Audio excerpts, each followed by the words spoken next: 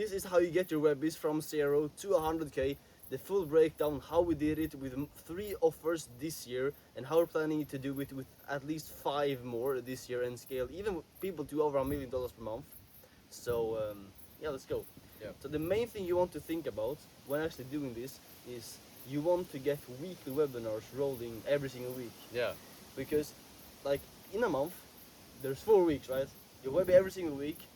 Each webby needs to only collect like 25k, Yeah. which is really easy. That's like 5 closes on 5k, which is 25, 30 sales calls booked Yeah. every week, which isn't hard to do from a webinar if you put like 35k ad spend behind it. No. But the actual way to get them rolling weekly and to get it consistently is the part where most people just fuck up with it. Yeah.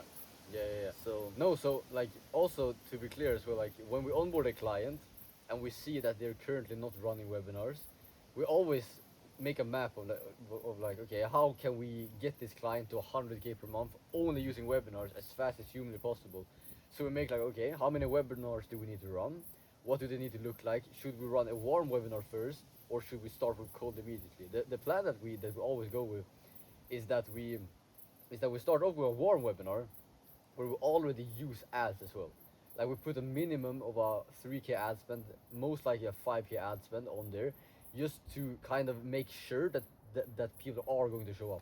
So you take all the people that are in your audience, in your warm audience, and then you just retarget them. And the reason for why we do it even with ads in the first one is because we want to make sure that the first webinar is performing at the level that we want. You know, when we're making the projections, when we're making like the worst case, best case, and middle case, we always want to be as close to the best case as humanly possible. yeah, And we get there by just using ads in the first one, because sometimes organic can be a bit like fluctuating a bit, you know. So only by doing the ads, like we just we're going to have, like we will have a webinar as well on this Sunday, Yeah, this for Sunday. one of our clients, and we're like, man, like let's just spend even more on ads, even though it's a warm webinar, just to get as many people as possible. So to go back to the map as well, so like we map out, okay, what webinars do we need? Like, do we need one warm webinar and 4 cold webinars, or do we only run 4 cold webinars? Because then we can see, like, okay, if we have 4 cold webinars, then each one needs to generate 25k to the 100k. That's 5 closes for each one. yeah. So it's like it's super easy, and 5k ticket size. For example, if you're running like a real estate offer or whatever offer, and you're even having financing, then like 5k average sales price is so easy Yeah, to do. yeah. You know. I think it's also important to mention that when we start working with a new client, we Yeah. always put around 60 days on average for new clients to hit 100k. Yeah. Because usually what happens is the first month you do an organic webby, and then you put a bit of admin behind it as well. Yeah. But that one is usually just like to test out the audience, test out messaging, Yeah. and to collect some money so the creator doesn't feel fucked over when we say, hey, go put admin Yeah, on the next one, you know. And then after that we do a cold one. So like that's usually 2 weeks after. So because we need to check, okay, are the closes performing, are the sellers performing, is everything going to plan? Yeah. And then we do a cold one 2 weeks after that. And on that specific webinar, it's the same one but cold, which means there's more content in the funnel, and we can go into all that later. Yeah. But we do a cold one, and that usually also takes 2 weeks before we can do the next one. So the first month we only really do 2, but after we've done those 2, then we basically gotten all the info that we need Yeah. to be able to run them weekly, because then we know, okay, it works with cold or it doesn't work with cold, we need to change these things. On the first one we know that the offer works, that people can buy it, Yeah. and then on the second one we know that it's proven with a cold audience as well. And if the cold one fucks up, then what can we do? Yeah, we can do, then it's exactly 1 month from the first webinar, which means we can do another warm webinar where we can test out new kind of messaging and new stuff as well. Yeah. So even like if you do 2 webinars, one warm, one cold one the first month, it allows us to basically, even if the cold one fucks up, Yeah. we can do a warm one if it fucks up, and if it doesn't fuck up, we can run the cold weekly. So it puts us in a really good position to actually be able to basically just scale clients and to take actions thereafter. Yeah. Yeah. Exactly. And like you said as well, like we're establishing like a kind of like a ground in the beginning where we're Yeah. like, when we're like, okay, what is the biggest bottleneck in the beginning, because like in the beginning you don't know what's going to work. Like we have obviously ran like over 50 webinars now, upwards to close even to 100 now, and but you never know 100% certainty that it's going to work like you plan to do it. So you always see like, okay, what's the biggest bottleneck in the beginning? Like you set up everything, you run it once, and then you're like, okay, what worked, what didn't work, and then you're focusing on the biggest bottleneck that you're having, and not on the other shit. Like you always focus on the biggest bottleneck that you're having. Like for example, if we see that people have no money, like even in a good niche like real estate, if people still don't have a lot of money in the funnel, then obviously there's something with the messaging, obviously. So then we're like, okay, how the fuck should we fix the messaging, and only focus on that before the next one, and we take each bottleneck every single time we run them, and that's also the reason for why we run them so frequently exactly. as well. Yeah. Because then we can fucking like every single week we can like even 2 times per week we can just fucking see the new bottleneck, and then after that like 2 months we have like a 95% good converting webinar that is like only able to convert 5% better, and then we just scale them up, you know. So that's also why it's so important to run them more frequent, because sometimes people are asking us like, okay, why should I run them so frequently, and they're like feeling scared, like, okay, like obviously why can't I just put more spend into one webinar instead of running them so many times, you know. And just because of that, because especially in the beginning when you're going from, like, if you have never run a webinar before, like obviously you're making money, obviously you might be already making 100k per month with your other funnels, but only from the webinar funnels from 0 to 100k plus. Then you want to run them as fast as humanly possible, and when you're over that, then you can also choose again, like how much do I want, how many webinars do I really want to do?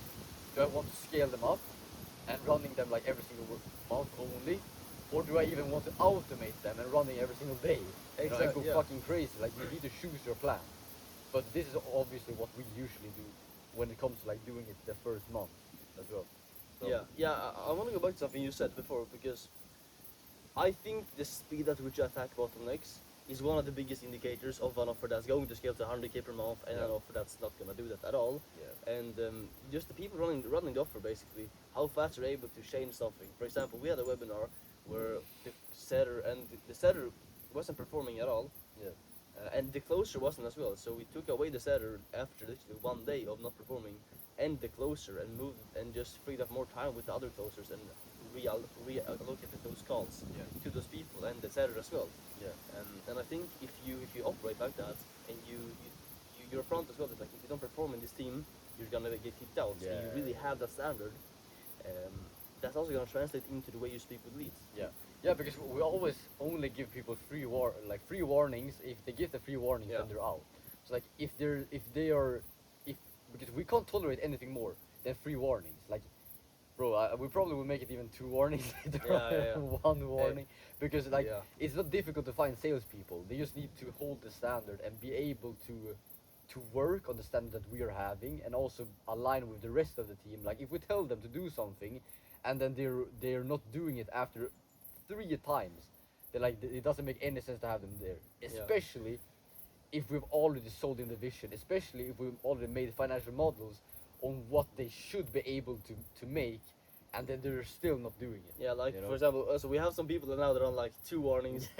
Those Yeah. people, Yeah. they don't fuck up. No. They're so on edge all the time, and they're Yeah. still they're consciously thinking about, did I fuck something up? did I not do my EOD report? Did I not hit my KPI? Yeah. What's up? Like they push harder, and I think that people really thrive in a team like that. Yeah. And I think that if you're a person that doesn't thrive in a team like that and can't handle that pressure, Yeah. you shouldn't work in a Not, team. not in sales team. No, and especially in a team that's ramping up fast. No. Because it's one thing that people also have to understand: if you're going from 0 to 100k in 60 days, like that's the rate that a normal business does in like fucking 10 years, you know? Yeah.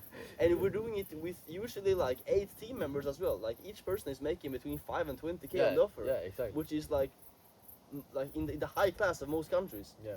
And what we have to remember as well is like it takes exceptional people to do that. You Yeah. can't do it in like a normal person. Like you're going to, one of our mentors tells us like you gotta go to war every single day. like the sales chat, we call it a war room. Like Yeah. there needs to be communications. DM this, send that, blah blah blah blah. This fucker didn't reply. Send him a DM on Instagram. The DM said blah blah blah blah. Let's like you gotta be on Yeah. edge all the time. And then also like the sales team also, they need to have like a fucking war room. That's also Yeah, why it's yeah. called a war room. Yeah, Like, if you exactly. have a Discord, a Slack channel, or just a WhatsApp group, where it's literally like a war room.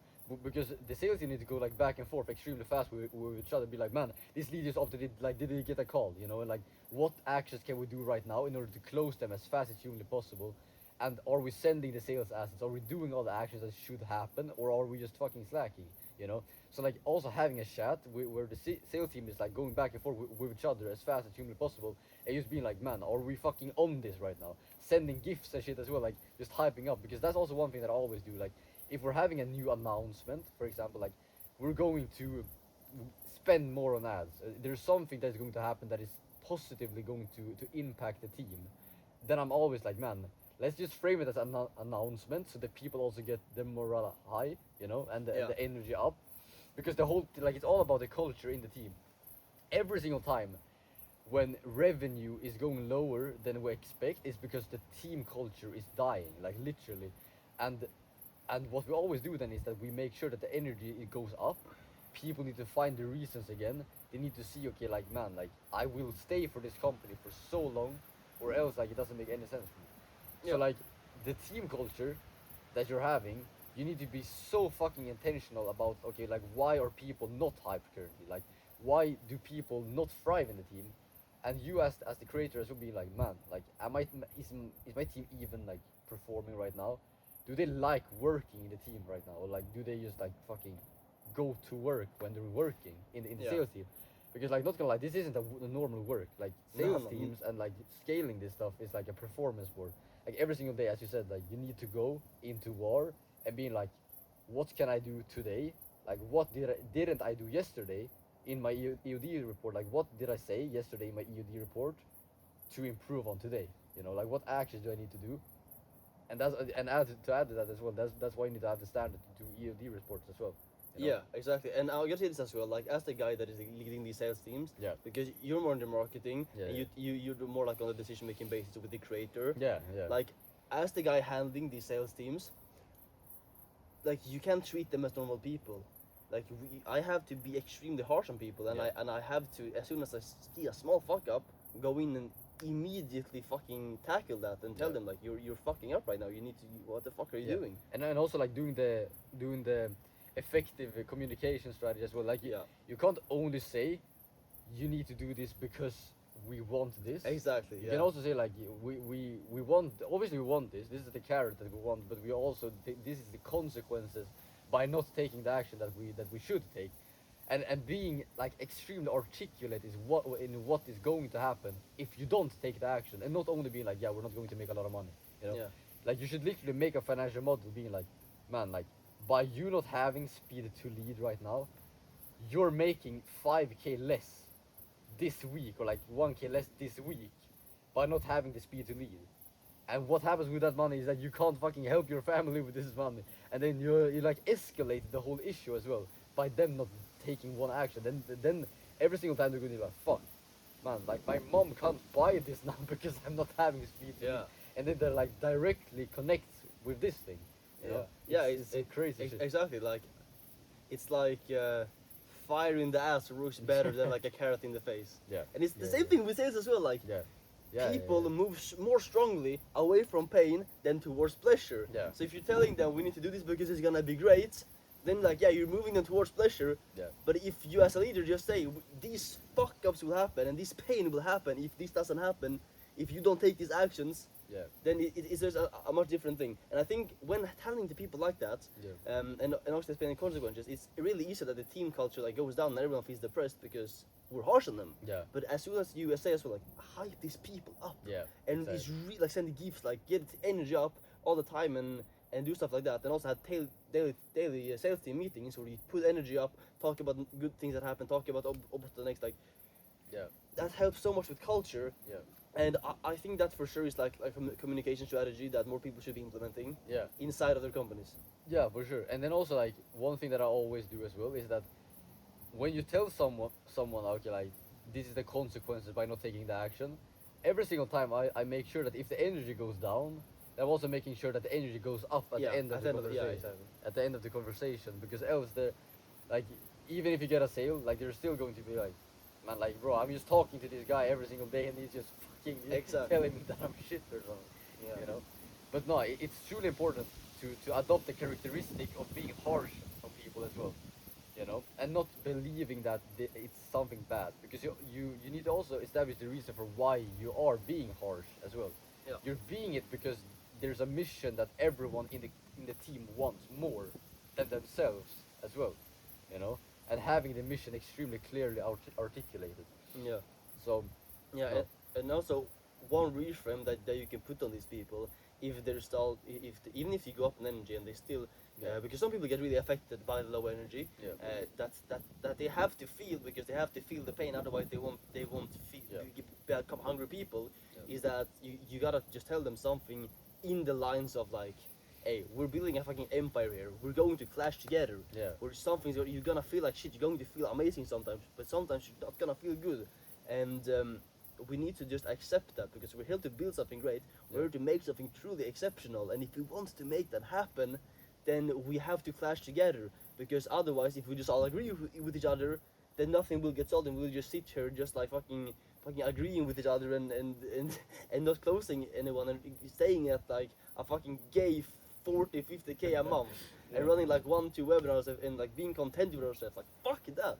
Like if and if that's a life that people want to live, then even the creator, like, that person shouldn't be working Yeah, with like, us, yeah. or shouldn't be trying to scale to 100K. Yeah. Because even 100K, like I would say 100K is not an amount which is like crazy, No. but it's not an amount you get by accident. Like if you run a webinar good, you can make 50K easily if you have a Yeah. decent audience. Yeah. But if you want to make over 6 figures, over 100K, Yeah. then you gotta be more strategic about it. Otherwise, it just doesn't work. the same Especially way. like if you want to do it every single month as well. Like if you Yeah, want to do yeah, it for 12 months in a row Exactly.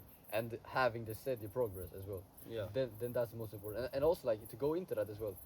That is also the reason for why we run them weekly, because some people might say, okay, like you're running webinars and the spike is like going up and then down, you know, a lot. But if you're running them weekly and even 2 times per week, then the spikes, they're still high, but they're like like they're closer to each other. So it's kind of like running a call funnel in some way, Yeah. because there's always lead flow. Like you're on one webinar on Sunday, then one on Wednesday. So the whole week you have sales calls. The sales team always have sales calls, even though you're running webinars. you Yeah, know? and I think a lot of people seem to think that you only get, for example, when we do calls from webinars, we only let people book like Sunday, Monday. We do it on Sundays, and then Yeah. people book Monday, Tuesday, Wednesday, and also Sunday. Yeah. So they think, hey, what do you mean closers only have calls for like half of the week? But they don't really understand that like there are things like pop-up events. There are Yeah, things yeah, like yeah. taking people that hasn't closed, they put them in groups and make Q&As. You can retarget them into the creator's organic loop and actually run them through a DM funnel and post CTA stories, CTA reels. Yeah. And we use that to fill up the other 3 days of the week. And if you do all those strategies combined, it usually brings out roughly the amount of sales calls that you get on the webinar. Yeah. Yeah. But I think if you don't have that, like, what do you call it, like that whole loop, Yeah. that whole ecosystem set up, Yeah. then like you limit yourself with webinars. Yeah. But even if you do that, like you can still just run them twice a week and get that shit solved. So I Exactly, mean, there's exactly. really no excuse. Nah, like you just need, like, you as the creator just need to be like, okay, am I really ready to jump on webinars every single week, every 2 times per week? Bro, I don't even know, like maybe 3 times per week. Yeah. You can just scale them up.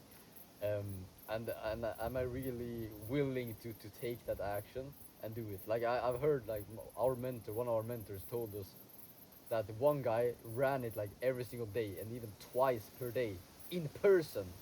You Yeah. know, like you also need to like unlock that part of your mind and be like, what the fuck? Like there are people out there that runs webinars every single day, and you can't even run a webinar twice per week. Like Yeah. what do you mean? Like, you know. So also getting the perspective from other people just unlocks another part of your brain where you're like, man, like even 500K per month is easy. Like you now just randomly, you know, doesn't make any sense to not make that amount of money. you Yeah. know? Because like obviously there's a lot of strategy, but there's also a lot of reframing in the mind when it comes to like, okay, I can't become like stagnant. I can't stagnate because I'm making some money, and like we said as well before, like the sales team is the first people that is going to feel that, like, man, because a lot of these people might not have like gotten made like a crazy amount of money, like some people have, but not all of them have made like 20, 40, 50k per month as like a closer or something. Like most people made like 10k per month, and when they see that you're starting to make more, then they're subconsciously going to start to slack off a bit as well. And then you need to jump in there as a leader and be like, man, like these are the things that you could do in your life, and this is why you need to take action. Like we're out here recording in the night, Yeah, like exactly. just randomly recording a long form, or not random. Like we had a plan, obviously. Like we have a content schedule where we know what we need to record and all that stuff. But like just being out here now, just recording content because we know why we need to do it, is so fucking important. Yeah. You know. Uh, So I think another part also, if you go back to the map, I think also one Yeah. very important aspect to add to the webinar frequency, like how often you run webinars, Yeah. is that you need to have a both a reinvestment strategy and also a content strategy and also an ad recording strategy. Yeah. Because those three things are extremely important. Because if you don't have a reinvestment strategy, for example, we have like 25% of the amount we make we invest into ads. Yeah. So if we make more, we put more into ads. If we make less, then we put less into ads, and so forth and so forth. And the content schedule, if you don't specifically called webinars, people need to spend around 7 hours with Yeah. you pre-webinar to actually be able to take. That's when they're like the most warm, the most like juiced up Yeah. people to take a decision. Yeah. So if they haven't consumed that amount, then you're just shooting yourself in the fucking foot. So, Exactly. we need to record long form, short form, and then the third thing, which is what's the third thing that I said?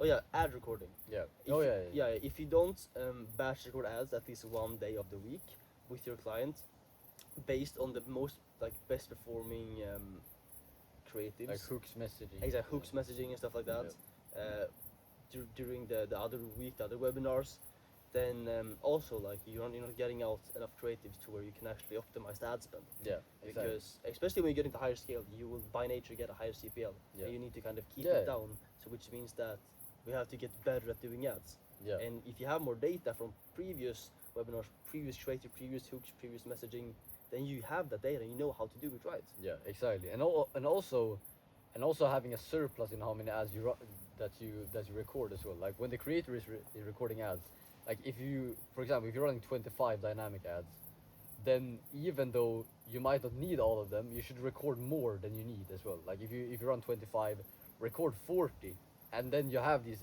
If you know that the messaging is working already, like if you've already ran it a couple of times, when you're like close to hitting 100k per month, then like literally just have more ads, because something might happen for the creator.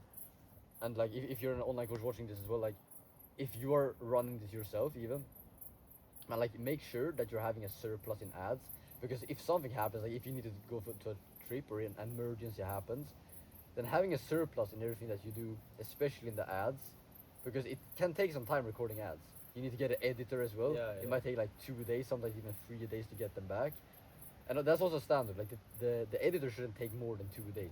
Like Yeah, yeah. ideally 1 to like a half to 1 day, until you get the ads back in return Yeah, time. and like as well. sometimes also Facebook just says fuck you and like Yeah. just like blocks or like removes, deletes fucking 10 of your ads Yeah. and doesn't give a reason why. Like yeah, you violated our guidelines and doesn't give any specifics. Yeah. And then like if you don't have more ads, then you're gonna have to run with less ads on a campaign. Yeah. And everyone knows that with the Andromeda update, Yeah. that's gonna fuck you over brutally. Exactly.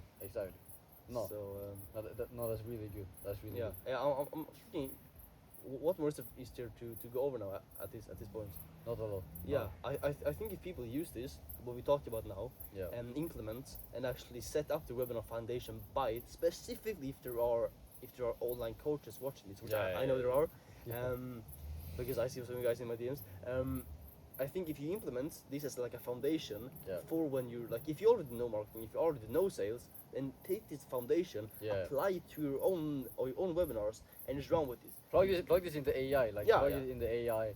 See like, okay, what was the specific things that you believe that you need the most out of this video, and just plug it in the cloud or something. Yeah, you know? and if you are not someone that is deeply invested into marketing or sales, and you mainly want to spend time recording content because you know that's what you're good at. That's why you're a creator. Then send us a DM on Instagram. Isaac Walling, Ted Sandstrom, and hey, we'll check. It will be in the description. Yeah, we'll be in the description. Yeah. Because hey, and then we'll just check if you can work with us, Yes, sir. depending on how your offers and stuff. So Yes, sir. Yeah. Let's fucking go, guys. yeah, see you in the Let's next go. one.